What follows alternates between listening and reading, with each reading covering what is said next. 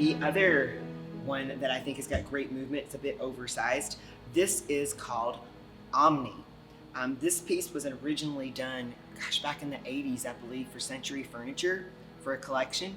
It's got a more rustic feel. This is a brass item, guys. One of the fantastic things about this company, again, being around since 1893, everything is numbered. So this actually has a number on the back and it says KBC 49925. That means this was done somewhere around the 80s. KBC is Keeler Brass, so that's the OEM division that we do, that we work with furniture. So this is where this guy came from, and we kept it authentic. It still has a little bit more of this roughness, more of this cast kind of feel to it. Looks great in all of the finishes that we selected. Again, a statement piece of hardware.